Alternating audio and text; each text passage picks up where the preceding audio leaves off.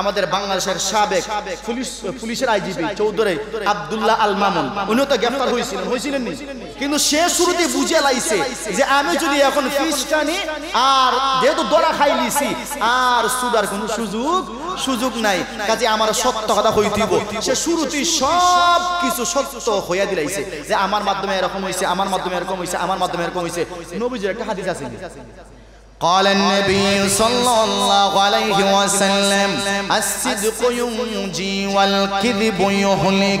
নবীজি আমার বলেন যে সত্য বলে তারা মুক্তি দেয় আর মিথ্যা বলে সে ধ্বংস হইয়া যায়, ঠিক কিনা? সে শুরুতেই বুঝি লিছে না আমার আর ছুটার কোনো সুযোগ নাই, কাজে সে সব অকল্পে এবারে সবকিছু কুল্লা হইলিছে। কুল্লা হওয়ার কারণে আজকে তার শাস্তি কি হইছে? মাত্র 5 বছরের জেল। আলহামদুলিল্লাহ হইতে না, মাত্র তার 6 বছরের জেল হইছে, কিন্তু আদালতে একটা বিচার করছেন তার উপরে। আদালতে তার ন্যায় বিচার করছে না? অবশ্যই ন্যায় বিচার করছে, কারণ সে শুরুতেই সব কিছু স্বীকার কইরা দিলাইছে। এজন্য আদালত তাকে দিক বিবেচনা করিয়া তারা মৃত্যুদণ্ড না দেয়া, তারা যাবজ্জীবন না দেয়া, সে যেহেতু সব স্বীকার কইরা লাইছে এজন্য তারে মাত্র 5 বছর জেল দিছে। আর তারা যেহেতু পাগল আছে, পলাতক আছে, তারা দিছে ফাঁসির রায়, মৃত্যুদণ্ড। বুঝছেন নি? এজন্য জুলুমকারী হইবেন না ভাই, আপনার আপন ভাইয়ের সম্পদ মারবেন না। অনেকে আমরার কাছে কয় হুজুর দেখছেন আমার বড় ভাই আমার সম্পদের হিসাব দেয় না, আমার সম্পদ দেয় না, আমার ছোট ভাই হে একটু শিক্ষিত, আমি মূর্খ মানুষ, আমার ছোট ভাই আমারে কেমনে লিখিয়ে তার নামে সব সম্পত্তি লিয়ে গেছে গে, আমারও সম্পত্তি দিছে না। এখন এই যে কিতা করতাম, অনেক অভিযোগ আমরার কাছে আয়, সাবধান, জুলুমকারী হবেন না, জালিম হবেন না, জুলুমকারী হবেন না, জালিম হবেন না। আল্লাহ সহ্য করবে না, কথা জোরে ঠিক কিনা? আল্লাহ সহ্য করতো না।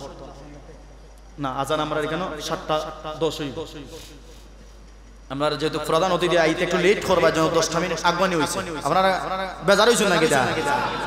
হ্যাঁ, তো বলতেছিলাম যে আমরা আমাদেরকে যেন আল্লাহ রাব্বুল আলামিন জালিমের খাতায় না ঢুকান, জুরে ওখানে আমিন। আমি দিল থেকে দোয়া করি আমাদের এই বৃহত্তর মোগলগাঁও গ্রামের জিন্দা মুর্দা সকলকে যেন আল্লাহ মাফ করে দেন, জোরে ওখানে আমিন।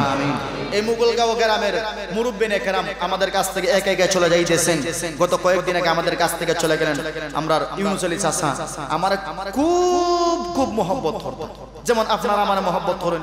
শামসুল ভাই আছেন, গানে গেলে ইমাসা চা খাইয়া যাও, তুরন ভাই আছেন ইমাসা চা খাইয়া যাও, এরপরে আমিনুল ভাই আছেন, আরো অনেক আছেন, ইমাসা চা খাইয়া যাও, মানে যেখানে ফাইলই সালাম আছে চা খাইয়া যাও বালানি, মানে এক কথায় খুব আমার মহব্বত করতা।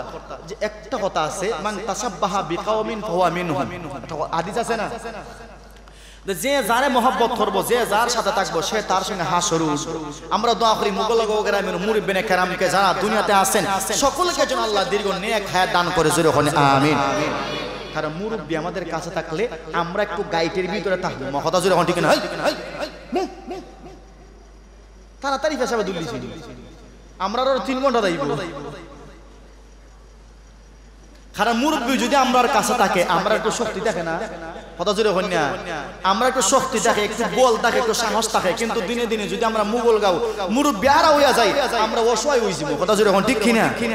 আমরার মুরব্বি যারা আছেন সকলকে যেন আল্লাহ দীর্ঘ নেক হায়াত দান করে, জোরে হইবানি আমিন। মুরব্বি হল তাকতানি আমরার মাঝে, ও যুবক হল না তোমরা লইলি দেয়, এখন তাড়াতাড়ি এরা মইরা চাপ হোক, আমরা সহ্য করতে পারলাম না। আল্লাহর কাছে দোয়া করি আল্লাহ যেন নেক হায়াত দান করে, জোরে হন আমিন।